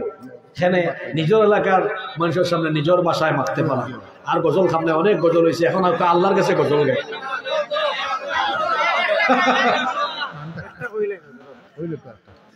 ই কিতা ও 2 ভাই উঠে গেছে ওখানে জ্যাকেট লাগাইয়া, হায় হায় তারা যাইরা না আইরা গজল হয়েছে তো নাকি তার হায় রে হায়, অত গজল গেলাম তাও হইল না জানি।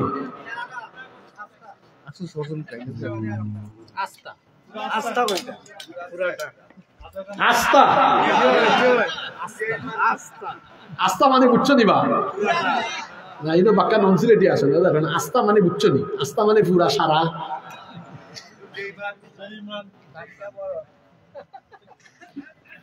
একদিন তোমারি নাম, এমন একটা গজল দেওয়া শেষ করি যাতে আপনার হৃদয়ের তোরা একটু নড়াচড়া মারে নাকি তা। একদিন তোমারি নাম মসজিদে হবে এলান, একদিন তোমারি নাম মসজিদে হবে এলান। তৈরি থেকো তৈরি রেখো কবরের মাল সামান, একদিন তোমারি নাম মসজিদে হবে এলান। একদিন তোমাকে পরিয়ে কাফন সঙ্গী স্বজন করবে দাফন, হঠাৎ চলে যাবে আদরের ধন, প্রিয় মা বাবার ভাসিয়ে নয়ন। তৈরি থেকো তৈরি রেখো সুন্নতি আমল ঈমান, একদিন তোমারি নাম মসজিদে হবে এলান। নামে সমন জারি হলে করবে আটক, বন্ধ হয়ে যাবে জীবন নাটক। বাহাদুরি থাকবে না দেহে যৌবন, ফুরিয়ে বসন্ত আসবে শ্রাবণ। তৈরি থেকো তৈরি রেখো কোরআনী জীবন বিধান, একদিন তোমারি নাম মসজিদে হবে এলান। একদিন তোমার হবে বিচার, লাভ হবে না দুনিয়ার ক্ষমতার। হতে যদি পারো নবীজির আশিক, পুল সিরাতে পার হয়ে যাবে ঠিক। তৈরি থেকো তৈরি রেখো জান্নাতি হওয়ার সুপান একদিন তোমারি নাম মসজিদে হবে এলান একদিন তোমারি নাম মসজিদে হবে এলান তৈরি থেকো তৈরি রেখো কবরের মাল সামান একদিন তোমারি নাম মসজিদে হবে এলান। আল্লাহ আমাদেরকে কবরের সামান তৈরির প্রস্তুতি নেওয়ার তৌফিক দান করেন। আল্লাহুম্মা আমিন। আলহামদুলিল্লাহি রাব্বিল আলামিন والصلاة والسلام على أشرف الأنبياء والمرسلين ربنا ظلمنا أنفسنا وإن لم تغفر لنا وترحمنا لنكونن من الخاسرين ربنا لا تزغ قلوبنا بعد إذ هديتنا وهب لنا من لدنك رحمة إنك أنت الوهاب رب العالمين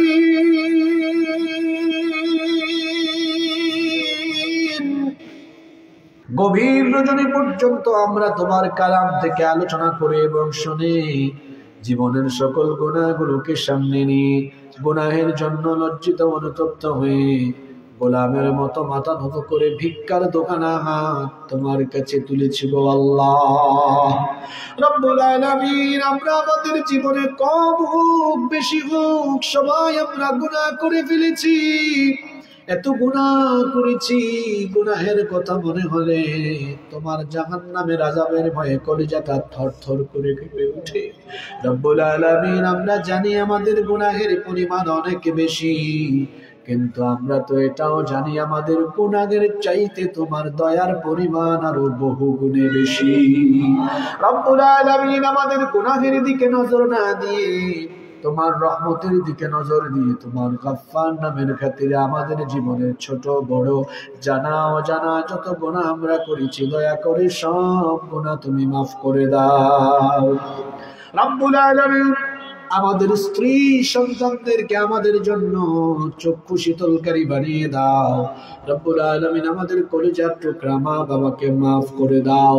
আমাদের যাদের মা বাবা আমাদেরকে এতিম বানিয়ে অন্ধকার কবরের বাসিন্দা হয়েছেন, দয়া করে আমাদের কবরবাসী মা বাবার কবরকে তুমি জান্নাতুল ফেরদাউস বানিয়ে দাও।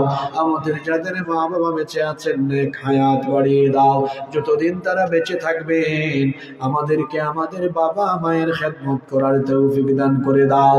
আল্লাহুম্মা গফিরলি ওয়া লিওয়ালিদাইয়া ওয়া কুর রাব্বিরহামহুমা কামা রাব্বায়ানি সগীরা রাব্বিরহামহুমা কামা রাব্বায়ানি সগীরা। রব্বুল আলামিন আমাদের আত্মীয় স্বজন যারা কবরে চলে গিয়েছেন তাদেরকে মাফ করে দাও। এই রাউতগাঁও এলাকায় কবরস্থানে যত মুর্দেগান শাহিত দয়া করে সবার কবরকে জান্নাতের বাগান বানিয়ে দাও।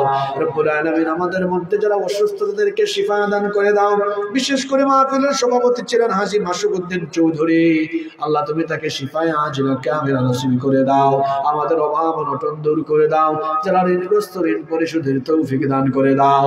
রব্বুল আলামিন ওগো আমাদের মালিক, আজকের এই মাহফিলকে কবুল আর মঞ্জুর করে নাও। এই মাহফিলে যারা দান সদকা করেছেন সবার দান সদকা কবুল করে নাও। এই মাহফিল ইন্তজামে আমার যুব সমাজের ভাইয়েরা অনেক কষ্ট করেছে, আল্লাহ আমার যুবক ভাইদেরকে মাফ করে দাও রব্বুল আলামিন। এই এলাকায় যেন কোরআনে কারীমের এই বরকতময় মাহফিল কিয়ামত পর্যন্ত জারি থাকে, সেই ব্যবস্থা তুমি করে দাও। আজকের মাহফিলে যত উলামায়ে কেরাম কথা বলেছেন আল্লাহ সবাইকে মাফ করে দাও। মাহফিলের সভাপতি জনাব হাসনু মিয়া সাহেবকে মাফ করে দাও রব্বুল আলামিন। ডানে বামে এলাকার যত মুরব্বী বসে আছেন আল্লাহ সবাইকে মাফ করে দাও। যত মুরব্বী বাবারা এসেছেন গুনাহ তাদের মাফ করে দাও। যুবক ভাইদেরকে দিনের জন্য কবুল করে দাও রব্বুল আলামিন। আমাদের সবাইকে মক্কা মদিনার জিয়ারত নসিব করে দিও। আমরা যারা গিয়ে এসেছি বারবার যাওয়ার সুযোগ করে দিও রব্বুল আলামিন। আমার দেশকে দেশি বিদেশি ষড়যন্ত্র থেকে হেফাজত করো। এই দেশের সকল দলমতের আলেমদেরকে ঐক্যবদ্ধ হওয়ার ব্যবস্থা করে দাও রব্বুল আলামিন। বাংলাদেশকে তুমি কোরআনের বিজয়ের জন্য কবুল করে নাও। আমাদের সবাইকে আজীবন দ্বীনের পথে অটল অবিচল থাকার তৌফিক দান করে দাও রব্বুল আলামিন। আমাদের সবাইকে তুমি কবুল করে নাও। সাল্লাল্লাহু তাআলা আলা খায়রি খালকিহি মুহাম্মাদিন ওয়া আলিহি ওয়া আসহাবিহি আজমাইন বিফadli সুবহান রাব্বিকা রাব্বিল ইজ্জাতি আম্মা ইয়াসিফুন ওয়া সালামুন আলাল মুরসালিন ওয়ালহামদুলিল্লাহি রাব্বিল আলামিন। ওয়া জাআল আখির কালামিনা ইনদাল মাউত লা ইলাহা ইল্লাল্লাহু মুহাম্মাদুর রাসূলুল্লাহ।